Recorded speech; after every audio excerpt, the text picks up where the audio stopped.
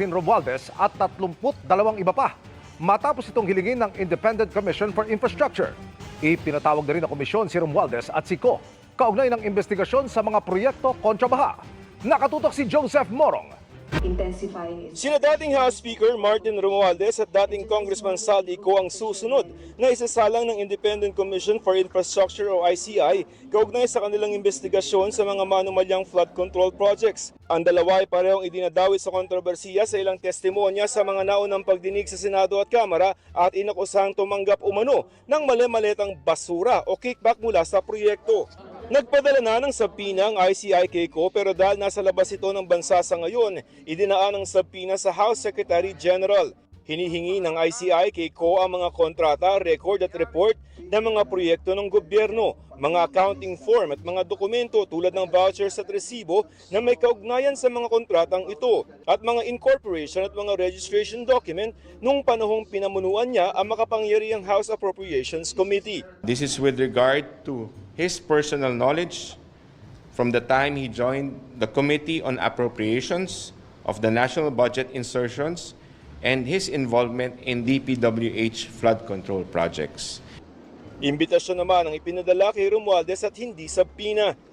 The invitation, just for, in a way, a courtesy to an incumbent congressperson. Testify, among others, on the national budget insertions and involvement in DPWH flood control projects from the time he became Speaker of the House. Parehong sa October 14, pinatatawag ang dalawa. Sabi ni Romualdez, natanggap na niya ang kanyang imbitasyon at handa raw siyang humarap sa ICI. Pero pwede bang hindi nila siputin ng ICI? Walang contempt power o kapangyarihan na makapagparusa ang ICI sa mga hindi sisipot sa kanilang mga investigasyon. Pero ayon kay ICI Executive Director Attorney Brian Hosaka, sa Regional Trial Court sila pwedeng humingi ng contempt order. Well, it depends on them, no? But as far as we're concerned, we're inviting them to shed light because this is our mandate. Our mandate is to get as much information as we can. We have to go to follow proper procedure, which is going to the courts and probably file or petition for indirect contempt. Humiling na rin ang ICI sa Department of Justice na ilagay sa Immigration Lookout Bulletin Order o ILBO si Romualdez at mahigit 30 politiko at individual na idinadawit rin sa flood control controversy. Kabilang na riyan sina Senador Francis Chisa Escudero at umano'y campaign donor nitong si Maynard Ngu, Senador Jinggoy Estrada, Senador Joel Villanueva at mga dating Senador Bong Revilla at Maria Lourdes Nancy Binay at umano'y staff niya na si Carlin Villa. Gayon din si Commission on Audit Commissioner Mario Lipana at asawang si Marilu at si dating Education Undersecretary Traigib Olayvar.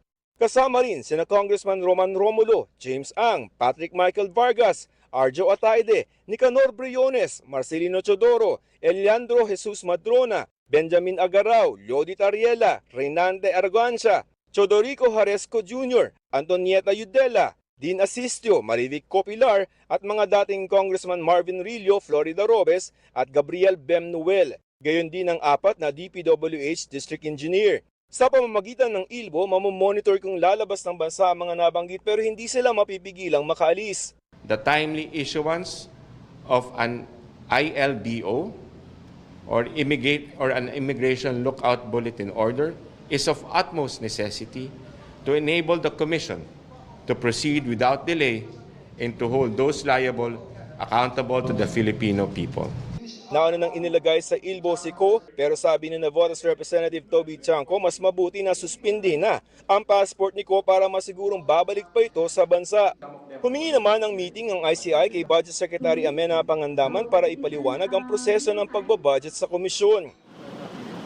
Nakipagpulong naman si bagong talagang ICI Special Advisor at Investigator at dating Philippine National Police Chief General Rodolfo Azurin sa ICI. Si Azurin ang pumalit kay Baguio City Mayor Benjamin Magalong. Bukas ay inaasahang manunumpa sa kanyang posisyon si Azurin. Kasi 10 years na na malawak. So how do we divide yung para dahil hindi dapat magtagal ito, dapat mabilis yung transition so that the people will not feel impatient. Nanindigan naman ng ICI na hindi isa publiko ang mga pagdinig. Ayaw daw nilang magamit at magdulot pa ng kalituhan sa publiko.